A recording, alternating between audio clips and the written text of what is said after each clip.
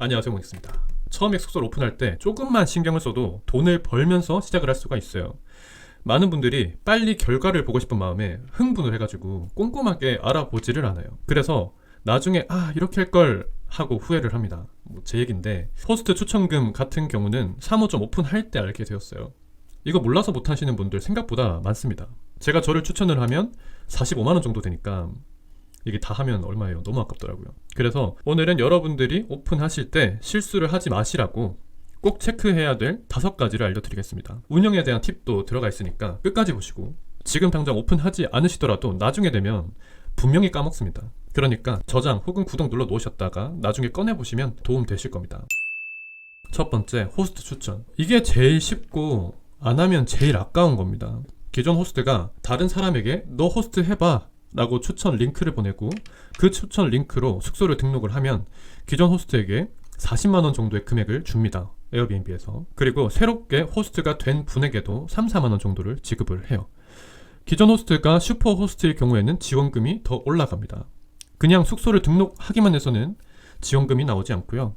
첫 게스트가 성공적으로 숙박을 하게 되면 1, 2주 안에 기존 호스트에게 입금이 됩니다. 똑같이 시작을 하는 건데 링크를 한번 누르고 안 누르고의 차이가 이렇게 큰 차이를 만듭니다. 꼭 잊지 말고 하세요. 그리고 호스트 추천금은 카페 같은 곳에서 나누실 분 하면 연락이 오는 곳이 많을 겁니다. 그래서 50% 정도 나누시면 됩니다.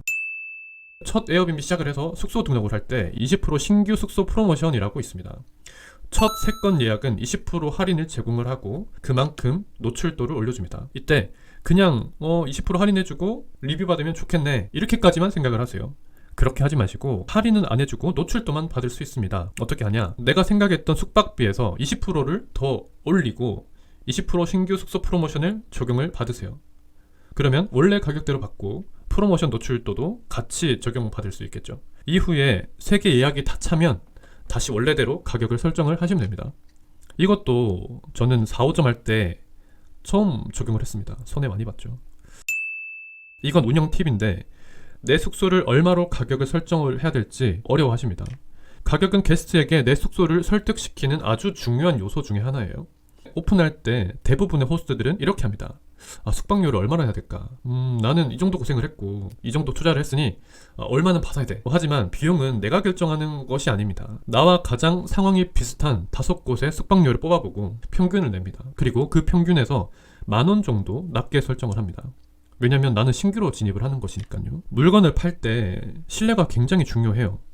특히 외국인이 외국에서 숙소를 예약을 하는데, 심지어 호텔도 아니죠. 근데 리뷰도 없습니다. 혹은 적겠죠. 그러면 이 호스트의 신뢰도가 높다고 볼 수 없겠죠. 그렇다면 이 값에 대한 금액을 낮추고 리뷰에서 신뢰를 줄 수가 없으니까 금액에서라도 게스트를 설득을 해야 됩니다. 4번째, 자세한 위치 안내. 에어비앤비를 가볍게 생각을 하고, 가볍게 생각을 하니 사업으로 생각을 하지 않고, 사업으로 진심으로 생각하지 않으니 게스트 입장에서 생각하지 않는 결과가 나오기도 합니다. 숙소 위치에 대한 내용을 말씀드릴 건데요. 송민호 저자의 그들은 어떻게 자기 사업을 찾았나 에서 보시면 이런 글이 있습니다. 제품을 주문하고 받는 과정, 사용하는 과정에서 어떻게 하면 소비자들에게 좋은 느낌을 줄 수 있는지를 연구를 하고 나만의 전략을 만들어야 된다. 앞에서도 말씀드렸지만 물건을 판매한다는 것은 고객을 설득하는 과정이 있습니다. 숙소를 판매를 하고 후기를 받고 좋은 후기는 내 숙소의 가치를 높여줍니다. 그렇게 하기 위해서는 게스트 입장에서 숙소를 찾아가기 쉽도록 안내를 해야 됩니다. 만약 국내 사람이라면 주소만 알려줘도 쉽게 숙소를 찾을 수가 있겠죠. 하지만 외국 사람이기 때문에 최대한 편하게 찾아올 수 있도록 안내를 해야 됩니다. 지하철에서 멀다면 더욱더 상세하게 안내를 쉽게 해드려야 되겠죠. 그리고 지하철, 택시, 버스를 이용하는 법에 대해서도 어떻게 하면 더 쉽게 찾아오게 할 수 있을지 고민을 해야 됩니다. 어떤 숙소에서는 택시나 밴을 예약을 해준다라는 숙소도 있습니다. 그것도 많은 고민 끝에 나온 거겠죠. 글보다는 사진, 사진보다는 영상, 영상보다는 직접 안내하는 것이 더 쉽겠죠. 자, 5번째, 빠른 답장인데요. 신뢰에 대한 얘기를 계속 하게 되는데, 빠른 답장은 예약률을 높이는데 굉장히 중요합니다. 나에게 메시지를 보낸다는 것은 지금 내 숙소에 관심이 있다라는 뜻입니다. 근데 답장을 늦게 한다면 금방 답장 오는 다른 호스트에게 기회를 뺏길 수도 있습니다. 여러분들은 신뢰가 어떻게 올라간다고 생각을 하시나요? 신뢰는 내가 옳다라는 것을 상대방에게 설득하는 것이 아니라 내가 상대방을 이해하고 있다라는 걸 보여주는 데서 시작을 한다고 합니다. 그렇다면 게스트가 궁금해하는 것에 대해서 공감한 뒤에 섬세하고 빠르게 답장을 해주면 호스트에 대한 신뢰가 올라갈 것입니다. 또 팁을 하나 드리면 반드시 게스트가 문의를 하면 안녕하세요 라고 시작을 하세요. 그리고 기분 좋은 이모티콘으로 마무리를 하세요. 또한 슈퍼호스트에서 응답률에 관한 평가사항도 있기 때문에 자연스럽게 슈퍼호스트에도 가까워질 수가 있습니다. 위 5가지 내용들을 참고해서 성공적인 에어비앤비 창업이 되실 수 있기를 바랍니다. 끝나면서 제 얘기를 조금 하려고 해요. 돌아보면 저희 집은 가난한 편이었어요. 제가 한 7살 때쯤이었는데 아버지 차가 3인승 용달 차였어요. 제가 7살이었으니까 작았겠죠. 그래서 운전석과 창문석 이렇게 사이에 앉았습니다. 차에 타면 졸리잖아요. 근데 그 중간 자리는 머리 받침대도 없어요. 그렇다 보니까 어디 기대서 자기도 불편해. 이렇게 어머니 옆에 이렇게 기대서 자기도 굉장히 불편한 자리거든요. 그래서 그럴 때면은 좌석 뒤편에 보면 짐을 둘 수 있는 작은 짐칸이 있습니다. 거기에 들어가서 잤어요. 뭐 겨울이나 날씨 좋을 때는 괜찮습니다. 근데 문제는 여름이에요. 여름에는 에어컨을 아무리 틀어도 그 안에는 찜통이에요. 그래서 아버지에게 덥다고 투정을 많이 부렸는데 한날은 밤늦게 아버지가 저를 부르시더라고요.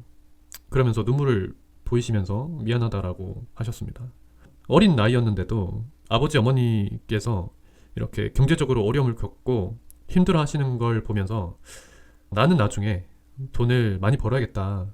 적어도 부족하지 않게 살아서 부모님께 효도를 해야겠다라는 생각을 했었습니다. 뭐 이런 어릴 적 경험들이 쌓여서 지금 이렇게 평일 주말 없이 일하는 원동력이 되지 않나 생각을 합니다. 지금이 새벽 2시예요. 내일 또 아침에 청소를 하러 가야 됩니다. 사실 유튜브 찍는 거 보시면 5분 10분 컨텐츠지만 제가 전업 유튜버도 아니고 뭐 PD가 있는 것도 아니고 작가가 있는 것도 아니에요. 그래서 다 혼자 하기 때문에 컨텐츠 짜고 원고 쓰고 촬영하고 편집하고 이렇게 하려면 일주일 내내 합니다. 그래서 여러분들도 내가 지금 왜 에어비앤비를 하려고 하는지, 왜 부업을 하려고 하는지, 왜 새로운 사업을 시작을 하려고 하는지 이 이유에 대해서 한번 깊게 생각을 해보세요. 어떤 걸 내 원동력으로 삼아야 할지 고민을 해본다면 꾸준하게 버틸 수 있는 힘이 생길 것 같습니다. 지속한다라는 것은 정말 굉장하게 강력한 힘입니다. 화이팅 하시고 다음 주도 더 좋은 콘텐츠로 인사드리겠습니다. 감사합니다.